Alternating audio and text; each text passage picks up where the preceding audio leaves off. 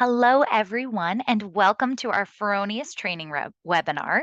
Thank you for joining us today. Just a few quick items before we get going. So during the webinar, all attendees will be muted for best audio quality. If you have any questions throughout the presentation, please feel free to use the Q&A button at the bottom of your screen to type in your questions. Those will be monitored.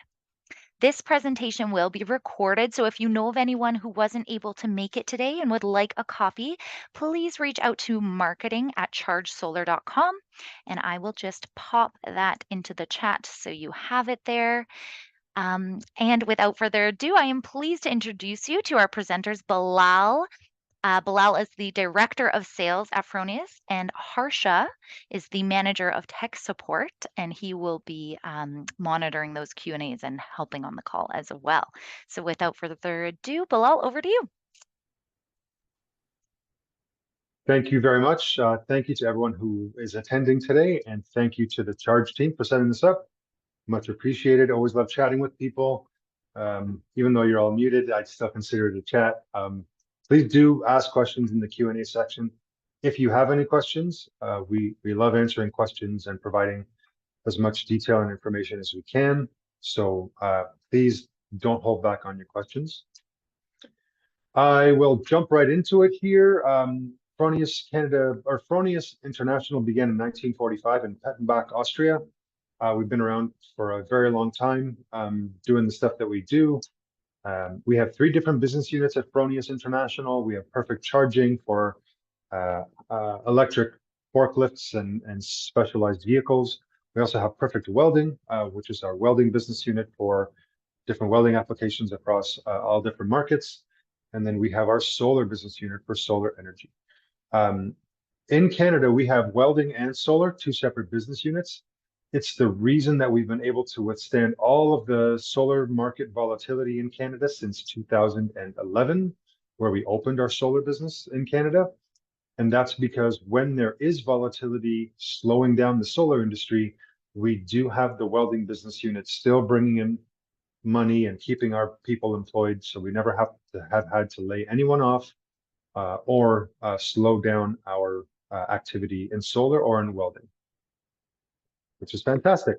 We've been in Canada since 2007, doing welding in particular, and then we opened our solar business unit in 2011. We're locally invested. We have over 40 employees across Canada now, creating Canadian jobs, and we are also hiring a number of employees for this year and the beginning of next year as well. We've been Canadian and proud since 2011. In 2011, we opened our facility in Ontario, where we were doing assembly of our products to meet the Ontario feed-in tariff requirements. Since then, we've been committed to the market in Canada to support our customers on a support and service perspective. So talking about support and service, we have local technical support here in our office in Mississauga. It is very well known across the industry to be one of the best technical support offerings in the country. And that is because we are in Canada supporting Canadian customers only. So we don't have much bigger, more important customers in the US who represent much bigger portfolios. We are committed to our customers in Canada. You are our top priority, and no one else is taking that away.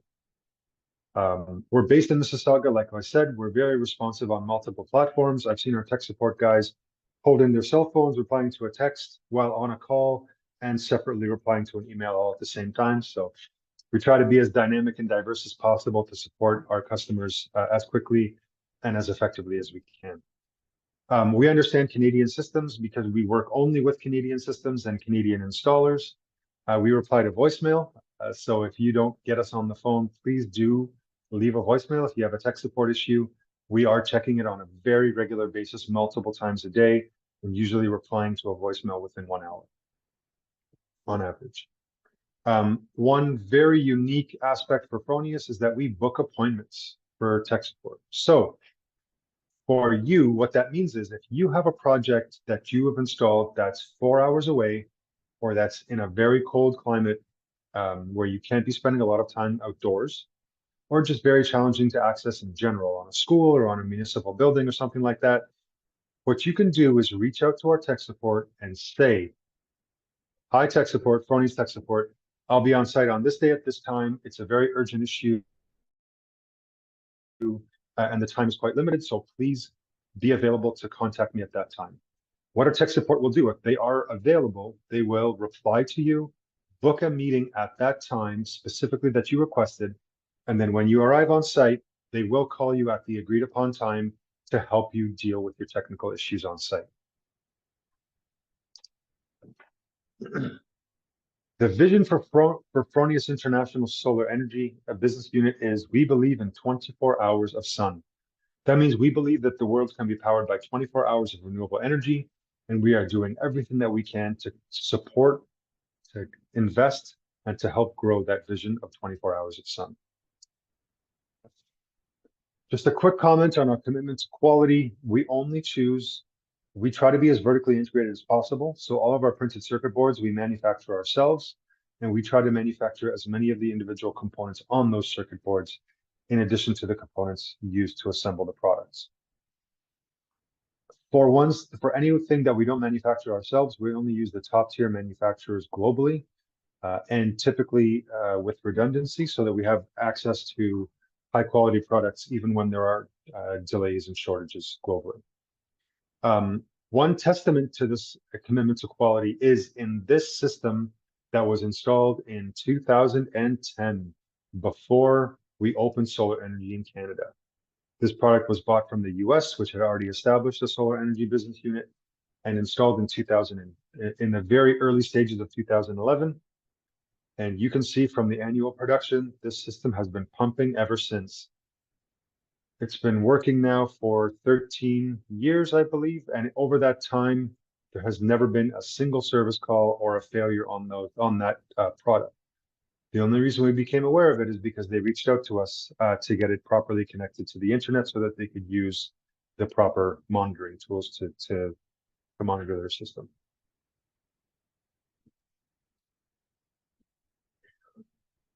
I'll go over a quick rundown of the different product offerings that we have. We sell string inverters for anyone who's not familiar with Fronius. On the residential side, we sell the Primo inverter. The Primo is for single phase, 208 to 240 volts AC. And that is 600 volts, or sorry, up to 1,000 volt input on the DC side. And for any residential installations, of course, limited to 600 volts. For the residential installations, the power classes range from 3.8 up to 8.2, and in some cases 10 kilowatt if there's space and capacity on the service panel. It's cost effective and the lowest cost of ownership long term, and I'll talk a lot about why in the coming slides.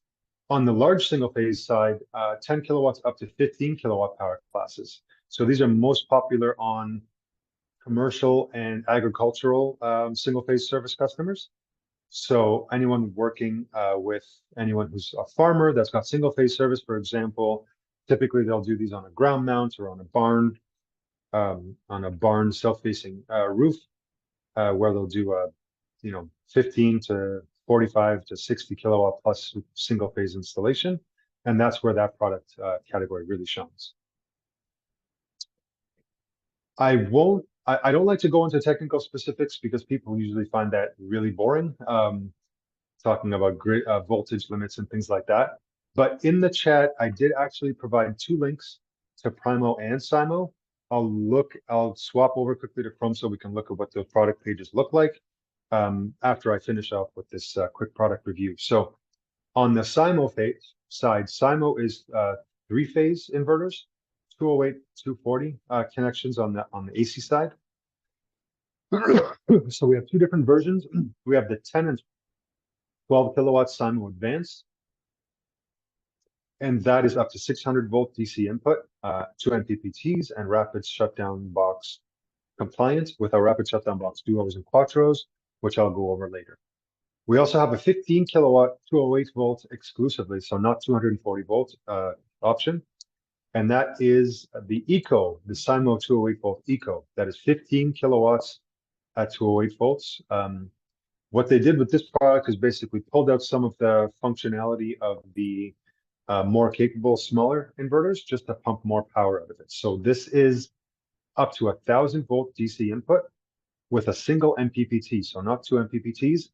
It is not a SIMO advanced, so that means it does not have sun spec built into it. So it does not work as a rapid shutdown device. What that means is if you're putting it on a rooftop, it needs to be within a meter of the array. Otherwise, this is most commonly used as a ground mounted inverter. For anyone who's not familiar with SunSpec, all of our SIMO advanced inverters have SunSpec communication protocol hardware built into them.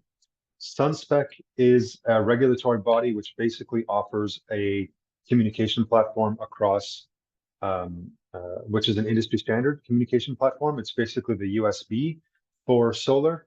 And so that allows us to work with third-party solutions for rapid shutdown. So for example, that leads into the 480-volt SIMO. So if anyone's doing a 480-volt SIMO and they can't get the inverters within the necessary 1 meter of the array for rapid shutdown, our products do have the SunSpec compatibility to work with the AP Smart rapid shutdown solution for module level shutdown. And because of the SunSpec, we are able to comply with that. And we are actually listed on their CSA product page, their listing page, I apologize. And so anyone who needs that listing page for an inspector or for any internal reasons, we're more than happy to share that link as well. On the 480-volt side, this is typically for 600-volt or higher voltage connections. And we have the power classes of 15, 20, and 24 kilowatt in this category. This is ideal for commercial systems. We've done installations for these products, 15 kilowatt systems all the way up to 2.5 megawatt systems in Canada, 2.8 megawatts, I'll say, in Canada. The distributed philosophy plus the access, the ease of service and installation makes this a really ideal product for any commercial installation, like I said, ranging up to 2+ megawatts. I'll quickly jump over to the product pages I was talking about. So here you can see there's the link for the SIMO. So it'll take you to the SIMO page here where it'll talk about the different power classes that we have in the inverter menu. We don't sell the 22.7 in Canada on a regular basis, but that product can be made available upon request. Otherwise, you can look at any specific power class that I've talked about and get there from there all of the different technical data at that link, the input data, output data, and everything like that. And then on the right-hand side here, all of the related products for the SIMO are available here. So data sheets, certificates, all those types of things. And then the same is true for the Primo. So the other link that I shared in the chat is the Primo. And you can see, again, you can go to the drop-down menu, and just like the SIMO, you can scroll down to get all of the technical data and specifics. Here are all the certificates like the UL 1741 SA, for example, and any other relevant certificates for that product. And again, all of the downloads for any documents on that series of products is available on the right-hand side there.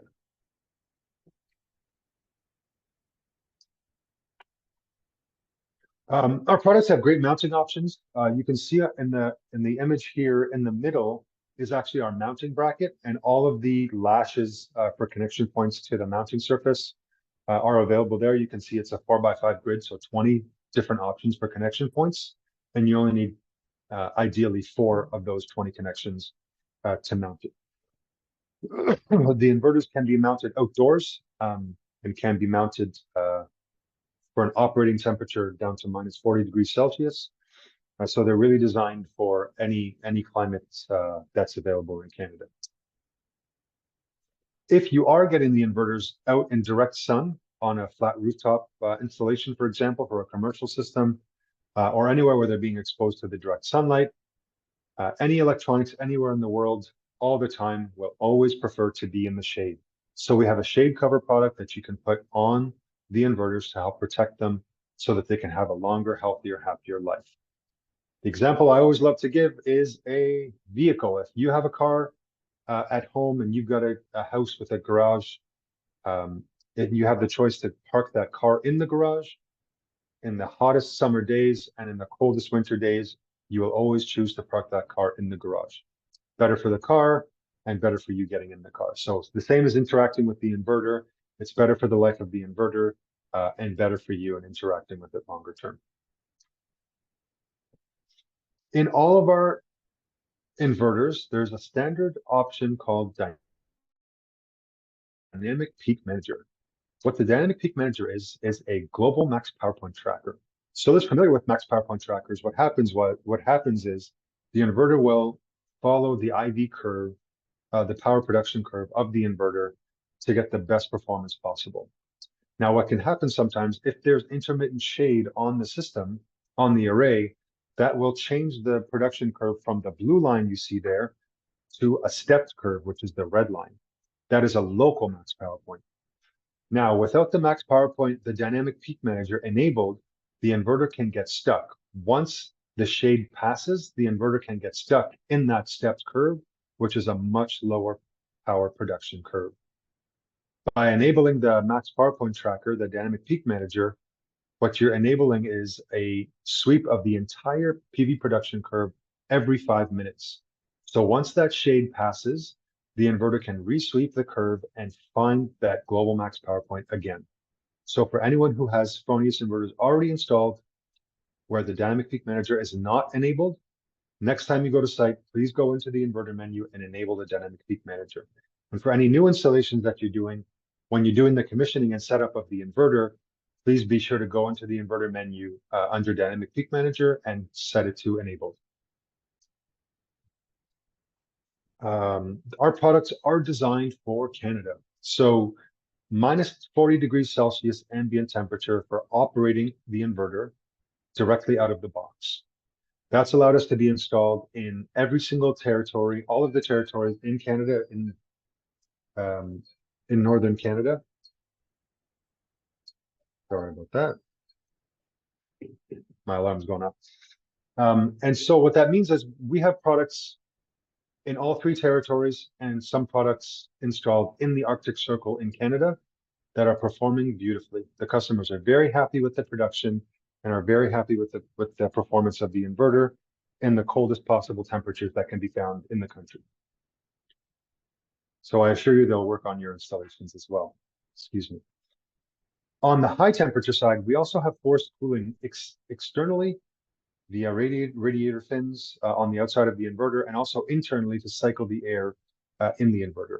What that allows us to do is get the best performance at high temperatures as well. So on the hottest sunny days where you want your peak performance out of your inverter to get your maximum output, we will get the best performance, derating performance out of any available inverter in the market.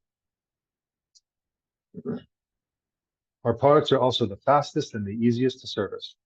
So that picture that we saw on a previous slide that showed the mounting bracket, the picture on the left there shows it in real time. So you can see those lashes there. There's the bottom left and bottom right were used for the mounting. And you can see the actual wiring terminal block is inside the mounting bracket. So if you look at the picture on the right, the mounting bracket is on the left-hand side, and the inverter pivots off of that mounting bracket, off that pivot point at the top there. That's why they're called snap inverters, because they sit on that pivot point and snap in to connect to the mounting bracket. What that means for you is if there is a service issue in the future where you need to do an RMA or to do service on the inverter, you don't need to touch any of the wiring. All you need to do is throw the DC disconnect in the off position, unscrew 6 screws out of the inverter, pivot that power stage off of the mounting bracket, put it down, put the replacement power stage on, 6 screws and the DC disconnect in the on position, and your system's back online right away. It is the quickest and easiest to service out of any product available in the country. On top of that, if you don't have an electrician available or one is not on staff and you can't send one to site, an electrician doesn't need to be sent to site because the RMA can be done without an electrician because they don't have to touch any of the wiring when swapping the inverter.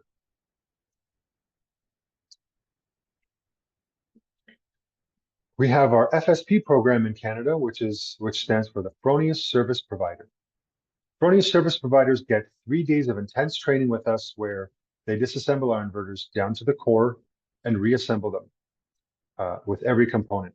As they reassemble them, we walk through all the different failure modes that can happen on the inverter. So you can see in the inverter, maybe on the AC board, there's a popped capacitor somewhere. We will walk through if this capacitor on this board has failed, it's probably because there's a grounding issue or a poor connection somewhere on the array or something like that. So they can understand what the failure modes look like and which things they need to fix on the array before they replace the components in the field. As a part of their capabilities, they're allowed to purchase spare parts kits from us. So when they're in the field, they can, in a single truck roll, they can go to the site, identify what the issue is, fix the issue, if it's an issue with the array or connections or wherever the case is, and then they can open the inverter, take out the failed component, replace it with a component from their service kit, and get the inverter back online with a single truck roll. We have FSPs now in 3 different provinces, and we're looking to get it across 5 or 6 provinces and territories in the next 6 to 12 months. We have our rapid shutdown boxes. These are for 600 volt DC installations. So 208 volt SIMO 10 and 12, or any residential Primo installation or a 600 volt Primo installation, where you are needing rapid shutdown, but you're not necessarily getting the inverters within a meter of the array. This is especially the case for residential. Nobody's putting the inverters up on the top of the house or on the roof. And so this can be put close to the array, and the keep alive signal from the inverter keeps the circuit closed. And once the inverter detects an arc or any other issue and shuts down, that keep alive signal stops, it opens the circuit, and there is no live wiring outside of a meter of the array because of that. This is a very popular product for 2 reasons. One, it's very easy to install and manage.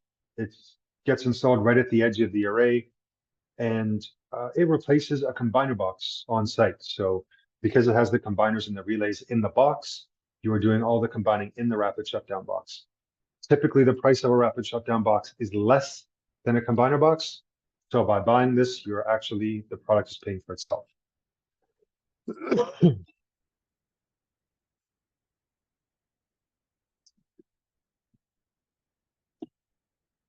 Most of the time. I can't promise that'll happen every time. The data manager comes in every Primo and needs to be purchased separately with SIMOs. Charge can give you all the details on that, but what the data manager does is it's the brains of the operation. It does all the analytics, all of the data from the production, if you have a smart meter, from the consumption is all fed to the data manager. It allows connection to the internet via LAN, Modbus, Wi-Fi, a whole bunch of different ways to connect to it. The great thing about the data manager, because there's multiple connection points, you can use the Fronius monitoring platform, which we'll go over after. And you can also use a third-party platform simultaneously. So if you have a portfolio of PV systems installed with multiple manufacturers, inverter manufacturers, I should say, you can still continue using that CashLane or whatever third-party monitoring platform, but then you also still have access to SolarWeb in addition to that for service and monitoring and all the details that come with that.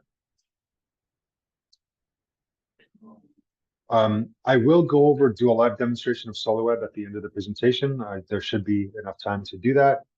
And we'll talk about what that looks like in the different versions that we have of that. Inverter registration is a very important topic to us for 2 reasons. The first reason is from a service perspective. Once you register the inverter, we have a lot more information about that inverter, about its location, about the installer, etc. So if there is an issue with the inverter that comes up in the future, when you call technical support, the registered inverter will have a lot more detail for us to work with, so we'll be better equipped to help support you. The second benefit for the registration is in the case where, because we're not selling anything direct, we only sell through distribution, there are certain situations where, say, for example, Charge will buy a 10 kilowatt 10 kilowatts is a bad example, but a 10 kilowatt Primo, and it sits on the shelf maybe for 6 or 8 months before it's sold. And then once it's sold to you or any installer, That installer could then take another month to receive it and get it to site, and then maybe some delays on site could delay it even further. So how the warranty works, 10-year out of the box warranty, but the warranty starts from the date of sale. So all that time that it's spent on the shelf or being sent to you or waiting to get installed on site, that is all warranty time. When you register the inverter with the inverter installation date, the start of warranty changes from the date of sale to the date of installation on the registration. So that means you don't lose any time out of your guaranteed 10-year warranty, and you're getting a full 10-year warranty from the date of installation, not minus any time that's spent sitting on the shelf. So please register your inverters when you install them. I won't go into too much detail on weather station, just to say we have weather station options with sensors. I'm happy to answer more questions for anyone who's interested, but most people are not. We have our smart meter product. This is a very popular product and gaining popularity very quickly because it allows consumption monitoring and limited feed-in availability as well. On the consumption monitoring side, I get the question, well, why don't I just talk to my utility and get my consumption data from them? Absolutely, you can do that, and most utilities have very accurate data on your consumption, but it's not directly tied to your PV generation on your PV array. So what this allows us to do is do a net analysis with all of your generation off your PV array and all of your consumption on your site through your main service panel by connecting CTs, obviously, to the main service panel. And that way you can get a much better understanding of your energy flow on your property. And I'll go over that in SolarWeb as well. We can also do feed-in management. So if there's limited feed-in options, or you want to do a 20 kilowatt, for example, installation, but only feed 10 kilowatts back to the array, back to the grid, we can set limited export or zero export in those specific applications. And we're able to do that with the consumption data metered with the generation data of the PV array to make sure the generation never exceeds the consumption.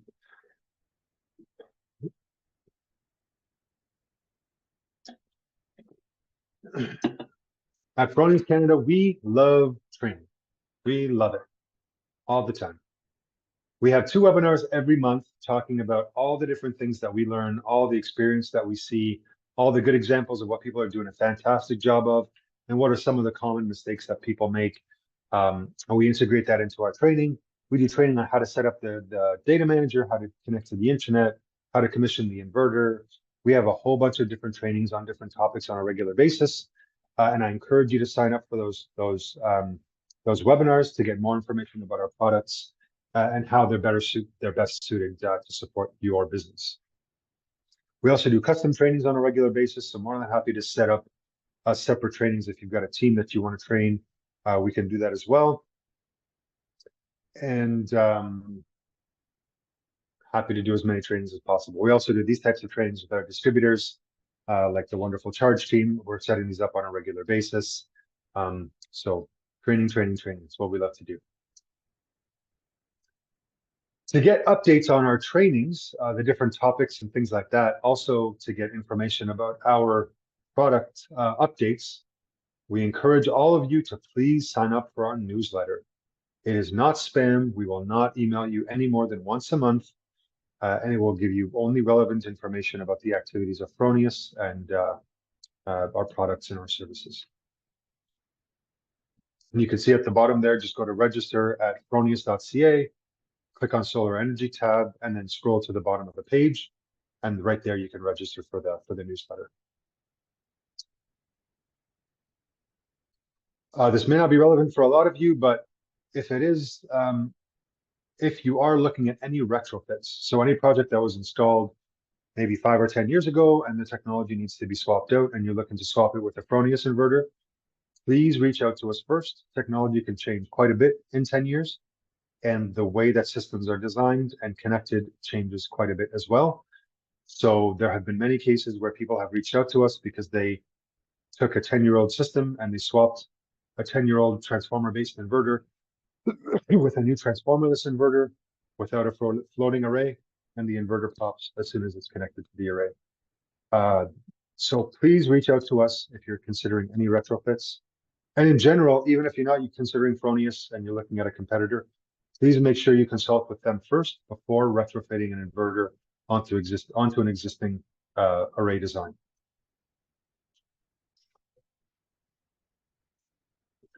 One thing that's been very popular and gaining popularity quite rapidly is the Solar Online Support tool. Right now, if you have an issue with a Fronius inverter, you would go to site, you would call technical support, and you would tell them, I have this inverter on site, it's showing me this error code. Then technical support would go to their reference documents and say, okay, this inverter with this error code, you have to go through these steps to try to fix the problem.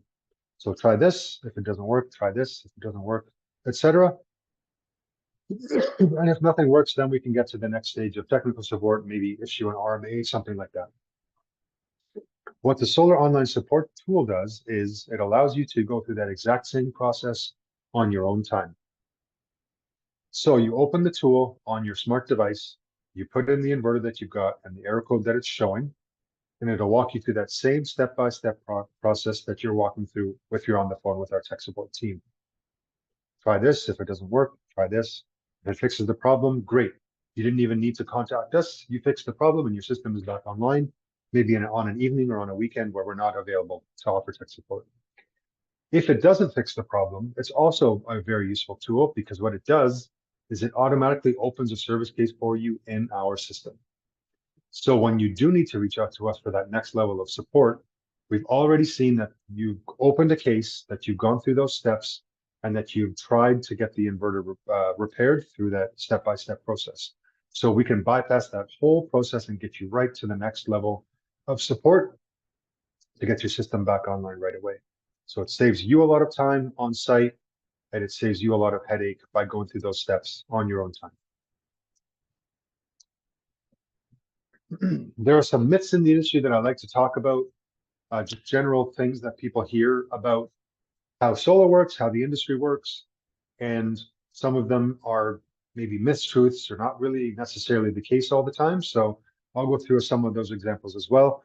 This is a really great time to ask questions, so please, I encourage you to put questions in the Q&A section. We'll be happy to answer those. My throat is especially dry today for some reason, so pardon all the water breaks. People say they want to use a microinverter or an optimizer because they don't want to think about designing the string inverters because it's too hard. It's too complicated. It takes a long time. They don't want to think about it. They just want to get on site and start doing installation. I get that philosophy. It makes sense. The less time you waste on design, the more time you can spend on installation. So I understand that. But the myth that it's complicated is completely untrue. So I would like to show you our string design tool. So if you go to this link right here, creator.fronius.com, or you can just Google Fronius Creator, it'll take you to this page where you can start a new complicated project. I encourage you not to do that. What you should do is click here on Quick PV Design, which takes you to this page. At this page, I like to do this live so that I can ask for feedback, but I'm going to do it myself since I'm not getting the feedback in a live presentation. Sorry, so I'll show you how quick and easy it is. We set the country to Canada because we do not live in Austria. From there, we'll select the module manufacturer. I'm hearing these days Longi is very popular, so we'll go with Longi. And we will go with a 460 watt HPH module. Maybe that's not a good one.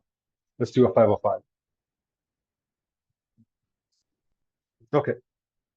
So you can put, if you already have a string design, you can put the number of modules that you're using. If not, you can leave this blank. I encourage you to leave it blank if you don't already have a design, because then it'll give you all the options. Here, we're going to go with a module temperature minimum of -25, which is not uncommon. And we'll leave it at 70 degrees Celsius module temperature because anyone who's done an installation and put their hands on a module on a hot sunny day know that 70 is not unreasonable. If you have bifacial modules, you can put a bifacial power gain here. We'll leave it blank for now. And we will do a single phase system. So let's talk about Primo. And here we'll do a Primo 7.6 kilowatt, 240 volt, 600 volt, or 240 volt AC, 600 volt DC connection. So we've selected our inverter. Now let's go to the power. We don't want to undersize the inverter, so we will set this to parity. On the low side, on the high side, we can oversize up to 1.5 times DC to AC ratio. So with these modules, we have the specs in our database already. And this inverter, now you can see all the different configurations possible. So now you can look at what your oversizing that your desired oversizing that you want to choose. 20 is a good number here. It gives you a 10 kilowatt, 10.1 kilowatt DC to a 7.6 AC. That gives you 133% oversize. Also, 20 is a nice round number, and I like nice round numbers. So in this case, you can choose the different configurations here. The easiest one with a symmetrical system is 2 times 10 modules per string for each MPPT. If you wanted to go to 120 oversize, you could do that as well for 9 per MPPT, or you could do 9 and 10 for 126. All the different options are laid out for you, and you can choose what works best for your system. If you click on the configuration of your choosing, then it'll show you all of the different string details for MPPT1 and MPPT2 based on all of the technical information for the inverter, plus all of the technical information for the PV module, which is already in our international database. You have an inverter ratio here of 1.33 for an MPPT power at 25 degrees Celsius of 10.1 kilowatts peak. If you click on Create Report, it'll automatically generate a PDF document for you with all of this data in it. So you can add that to your system documents for further review by an ESA inspector or whoever the local authority inspector is to come look at your site. I spent a lot of extra time explaining the process to you, and that still took us probably just over 1 minute. So really, is it difficult to design strings with a string inverter? Absolutely not.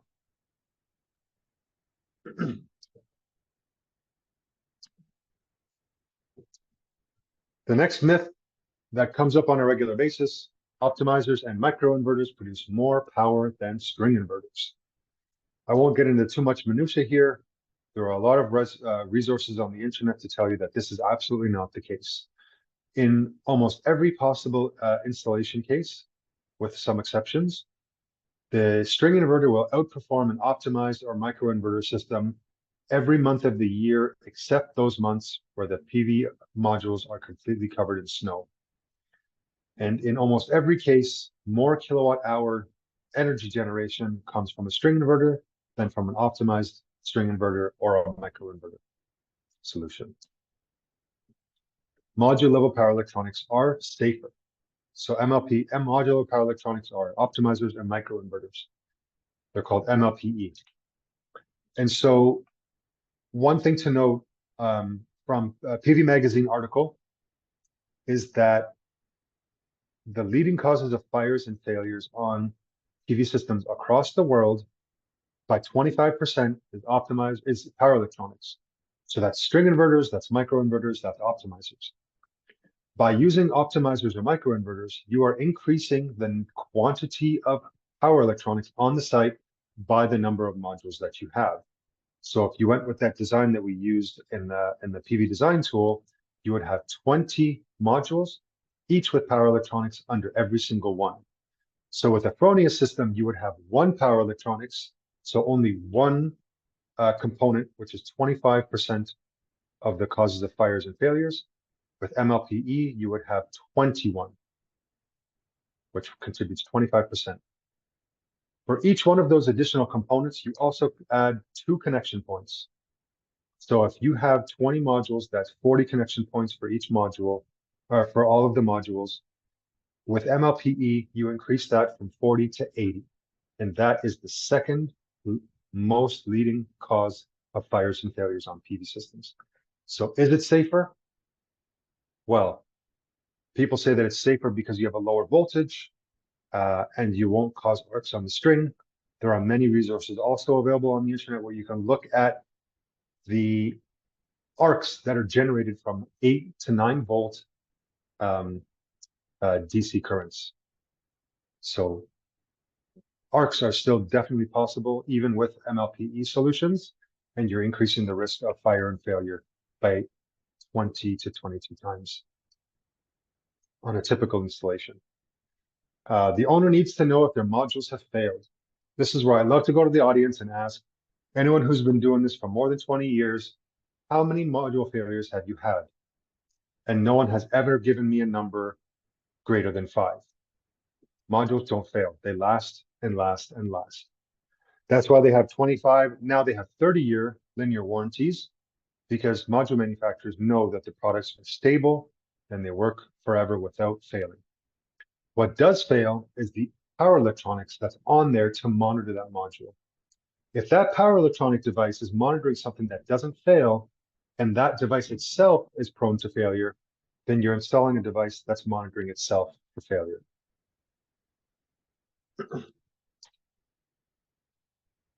A leaf kills a whole string. This is the most common misconception in the industry. So for any of you who do not know what a bypass diode does, I hope that you do. A bypass diode is a powered shunt. What that means is if there's an issue on that string that bypass diode is connected to, then it will shunt that string out of the adjacent strings to make sure that it doesn't affect the entire string. What that means is if there is a leaf, or if you've got a bird nesting up there or unloading some pretty heavy loads onto your PV modules, that shunting of that string to avoid affecting adjacent modules or the entire string, all of that work is done by the bypass diodes in the junction box of the module and has zero impact, regardless if you have a string inverter or a microinverter or an optimizer connected to it. So the leaf or the bird poop or whatever else is on your modules, it does not matter if you have MLPE or a string inverter, there is no change in the performance of that string. Now, assuming everything that I said is untrue, pretend everything that I said I was lying the whole time because I'm a sleazy sales guy and I just want to get sales. You can throw it all out the window and let's look at these cases together. If you have an MLPE solution, string inverter, a microinverter or an optimizer, I'll preface by saying I hold no grudges against my competitors. Their product quality is great. I'm not saying they have a higher failure rate than our products. You can look up the details yourself to see what the failure rates are. I won't comment on that. But all is to say, assuming all things being equal, we'll walk through this case study. Okay, so this is a nice residential installation that I'm sure many of you have seen or are trying to install yourselves. Now, if you have an optimizer or a microinverter that's failed under that panel, I would reach out to the audience and say, give me a quote for how much it would cost to do that service. Well, you need 2 guys on site. You're not charging any less than 1 hour. So that's 2 man hours. Plus you need ladders for roof access. Plus you need to do fall arrest to make sure that you're being safe. You need to get a couple of modules down off the roof to do service for that one MLPE. So I typically get anywhere from $500 to $800 for this service call. Right? Fine. It's a cost of doing business. You get on site, you do that for your customer, then the system's back online and working. Because they can monitor every single module, they know when one of the components has failed, right? So now, that's great. You fixed it. Whatever period of time later, the customer calls you and says, hey, 2 more things have failed. I need you to get back out here. Now, here's 2 different roof surfaces, but they're right on the edge of the array, so probably around the same cost to do this service, $500 to $800. Now your customers have to call you twice to do the service, but the system's back online and working. Now this happens. Well, that one on the right is a little bit more difficult to access. So you probably need between 2 and 3 hours on site with 2 people. So the man hours required there increase. And this service call goes anywhere from $900 to $1,200. I've gotten estimates as high as $1,500 to do this work. Now your customer's paying you a lot of money, which is not reimbursed entirely by the service reimbursement on those 25-year warranties the MLPE manufacturers are offering. So it's coming out of your customer's pocket to get you out on site to do this. Now you fix this, and this can happen. The problem with power electronics in general, and that's not specific to my competitors, it's not predictable when they fail, and it's not predictable how they fail. So they will fail at different times for various reasons, and they will need to be serviced and replaced. This service call, I get estimates. I've never heard anyone tell me this is less than a full day's work for a two-man crew. So anywhere from $1,500 to $2,000 plus to do this service call. This is unfortunate for your customer because they need to pay because the service reimbursement from the warranty does not cover the cost to do this work entirely. And it's ruining your relationship with this customer because now they've had to call you multiple times to get out to site. So any time you're going to site, you're not dealing with a happy customer, and any referrals you might have gotten for installations for anyone who's seen their system are probably going down the drain because they're not happy that you have to keep coming out and servicing their products. For you, it's even more important because all the time that you're spending on site replacing these components, sending you guys out to do the work and getting up on ladders and getting up on the roof, that time is wasted because it's not time that you're spending actually making money for your business. Selling new systems and installing new systems is how you make money. Doing service work is how you deal with angry customers, and you don't make a good margin doing. Always say, keep it simple. The product is very quick and easy to service. If you have a failure with a Fronius inverter, like we talked about before, it's installed on the side of the house or in the garage. No elevators are required, or ladders are required. You're doing all the work from the ground, and it's simply 6 screws, pop the DC disconnect, swap the power stage with the new one, 6 screws, DC disconnect back on, and the system's back online. I usually get reviews from installers on how long it takes to service a Fronius inverter, and the feedback that I've gotten is if it takes you more than 45 minutes to do the service, you're doing something wrong. So that's typically anywhere from $100 to $150 to do that service call for a Fronius inverter. And there's only one inverter on site, so you get one, maybe 2 failures for the entire life of the system.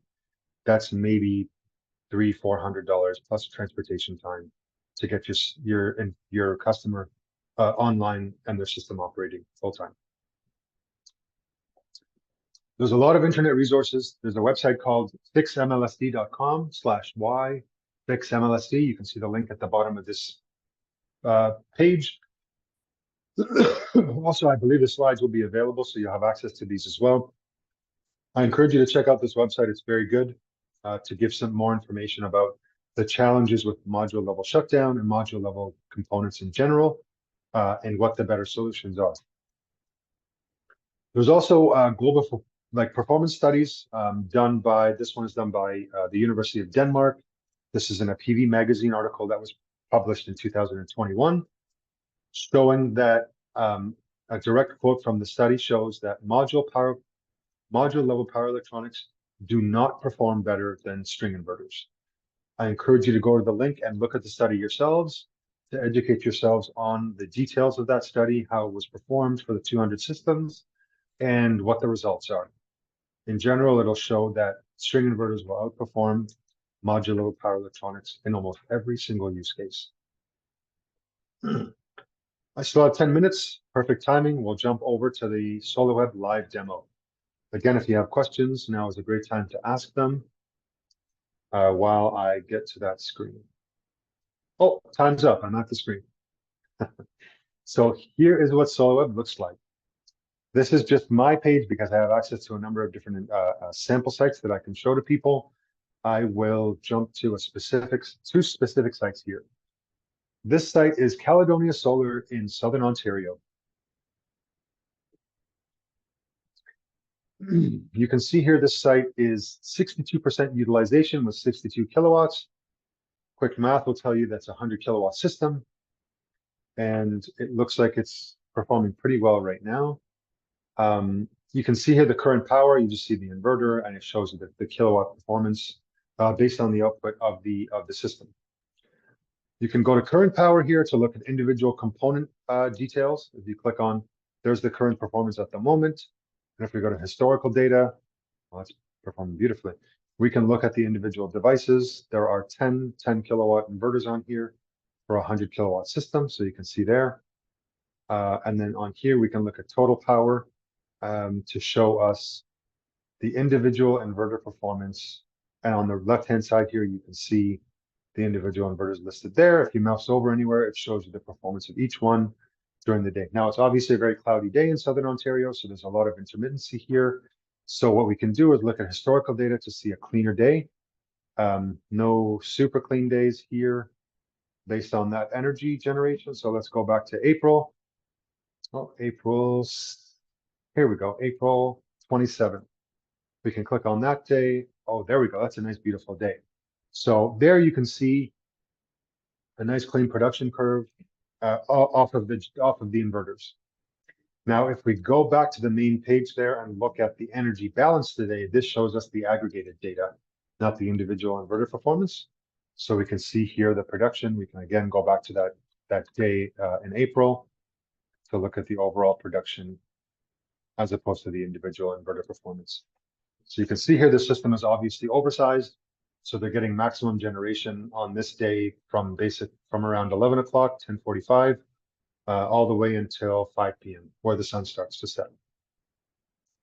So again, we'll go back to the main page for this project, and you can see what it looks like, because now I'm going to show you what it looks like with a smart meter installed. Now, like I said, the smart meter enables consumption monitoring. So on SolarWeb, you get to see the generation from the PV array and the consumption, because it's metering with CTs, it's metering the consumption off of the main service panel coming in from the utility. So now, instead of just seeing the inverter and the performance of the inverters, we can see an energy flow diagram. So here in current power, we can now see the overall view of the generation and consumption. So now we click here. The system is producing 23.3 kilowatts of solar energy right now, which is 54% utilization. That's because this is a 45 kilowatt system using 3 Primo 15s. Now we can click on this to show that the system is 100% self-sufficient. What that means is you are generating more power than you are consuming. So all of the current power that's being consumed is solar power. We know that because we have the smart meter measuring the consumption, which is currently 2.65 kilowatts. Now, some quick math will show you, oops, not ready to do that yet. Some quick math will show you that your generation minus your consumption means 33.9 kilowatts of power are currently being fed back to the grid. This customer is a pretty substantially oversized system because they have a very strong net metering contract. And so they're happy to net meter as much as they possibly can. In the future, when we have the hybrid inverters, then we will unlock this fourth leg to show the battery, which will show if the battery is charging or discharging and the state of charge of the battery. There should also be the capability to set the state of charge for max, or for min, and min max. So you don't want to go too low on the depth of discharge, and you want to manage the height of the charge so you can charge up to about 90 or 95%, depending on the battery technology that you have. The energy balance today chart now shows something a little bit different, where you see a net performance chart as opposed to just the PV generation. So if we click on that, we can see, beautiful day in Manitoba. This project is in Manitoba. Nice, beautiful sunny day. So a nice PV production curve performing. We can see the blue line here is the consumption off of the system. Obviously the curve is showing the overall PV production. And the yellow area here is the amount of consumption, which is fully serviced by the PV generation. So we can see here, this guy was totally independent on PV since 7:55 in the morning, 8 o'clock in the morning. And typically he is able to do that until pretty late into the evening. So again, we can go back to historical data. We can even look at a year to look at the overall performance annually. So we can go back to as far back as the inverter was installed and registered on SolarWeb. So let's look at June of 2022. And we'll find the max day here, which is probably June 2nd, or we'll look at a high PV production day here. That looks like the highest one, or maybe this one. Oh, so it trails off in the afternoon, but you can see a nice PV curve was forming, and then lots of PV generation throughout the rest of the day. So a lot of data is available on there. Customers love to see their consumption data directly on top of their production data to understand their energy flow and their energy consumption on their property.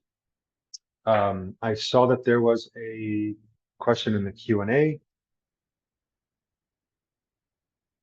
Harsha, do you want to jump on and answer that question?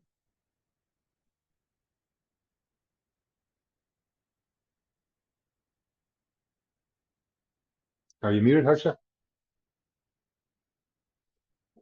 Oh, sorry. Yes, I was. I'll have to check on that because our DC combiner is basically just a bus bar. So I'll need to check to see what other requirements are from the CSA on that before I can get you an answer.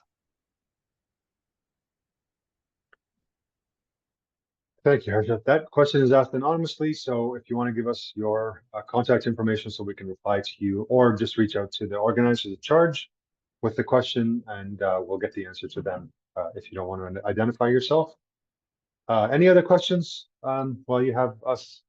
We have 3 more minutes before our time's up.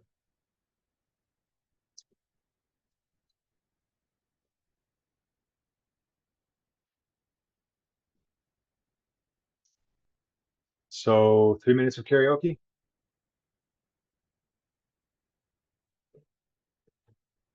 Tatum popped up right away. No, please. You are muted, Tatum, just so you know. Yes, it looks like there was one more question Okay, in the chat, or a couple more questions are coming in. So perfect. I'll Awesome. let you answer those. Okay, so what is needed for the inverters to run in an off-grid mode with batteries? Off-grid mode, you'll need a microgrid controller set up as a microgrid configuration. They're not off-grid inverters, so they can't run exclusively off-grid. But if you have a microgrid controller, we're happy to work with the manufacturer of that controller to set the parameters and make sure that the inverter will be compliant with the microgrid operation mode. So please reach out to us with those questions. Harsha, I'll let you. I'll also answer, sorry, the other question from Tim. 9540, any products that we have in a hybrid capacity will absolutely be compliant with 9540. Sorry, Harsha, I'll leave it to you. When it comes to off-grid use, you need to have some sort of other device providing you a grid face, because all Fronius inverters are exclusively grid-following inverters, not grid-forming inverters. So when you are working in the off-grid mode, you need to have somebody else form the grid for you, and the Fronius inverter will follow it. So what that means is you likely will need either a battery inverter or a diesel generator or somebody else to give you the grid face that the Fronius inverters can't follow. This is in addition to have a microgrid controller. Yeah. I believe there are solutions from microgrid controller manufacturers, Schneider and I think Victron as well, which have a grid forming product for microgrids. But that is a question for them. But yeah, Harsh is right. It does need a grid to follow, regardless of what the source is of that grid voltage and frequency.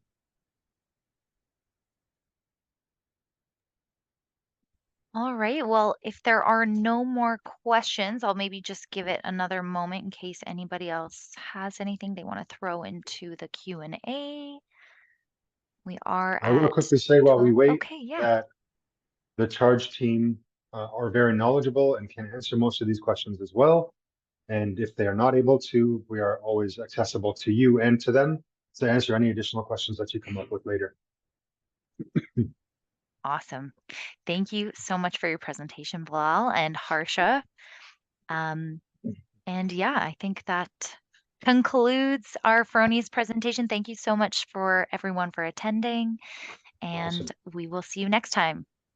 Awesome. Thank you so everyone. much. Thank you, Thank Charge, you. again for setting this up. and happy to support you guys in anything else that you need. Thank you. Thank you. Bye-bye. Bye.